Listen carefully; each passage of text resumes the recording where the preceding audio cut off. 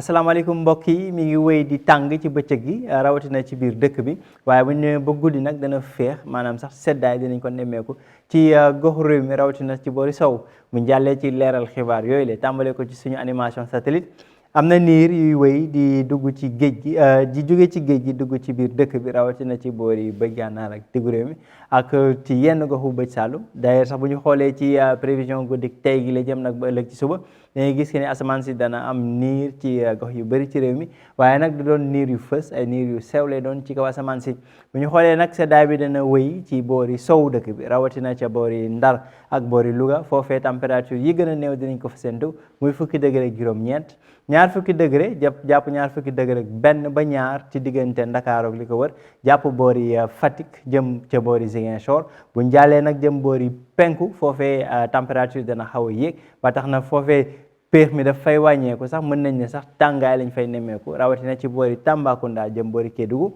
ñaar fukki degré ak juróom ca Tambacounda ñaar fukki degré ak juróom ñett ca boori Kédougou muy xoolee ca boori penku ca Matam ak Bakel foofee température dana dal tamit ñaar fukki degré ak ñaar ak ca boori bëj Saalum jëm boori diggu réew mi ëllëg mbokk yi dana wéy di tàng ci biir dëkk bi comme niñ ko seetloo ci daanaka fan yi yëpp mën naa ne sax semaine yi yëpp weesu ba tax na température yi dana dalee ci ñeent fukki degré ca boori Diourbel ak Kaffrine jëm ba ñeent fukki degré ak ñaar ci diggante boori penku réew mi Matam Bakel jëm ak boori bëj Saalum diggante Ziguinchor Sédhiou ak boori Kolda ñu xoolee nag bu ñuy jëm ci boori sow maanaam ci boori géej gi foofee température yi dana dal ba tax na sax dana féex ca boori Ndakaaru ñaar fukki degré ak juróom-ñaar lañ fay séntu mbokk yi nag li moo doon tënk xibaar yi di wéy di wax ne tàngaay bi dana fi desandi ci diggu bëccëg gi waaye guddi gi dana féex rawatina ci boori sow dëkk bi mbokk yi nag ñu ngi leen di jox dig daje ba daanaka talaata ci yeneen xibaaru météo di wax rek di souhaiter joyeuse fête de Pâques ci communauté catholique yëpp bu Sénégal ak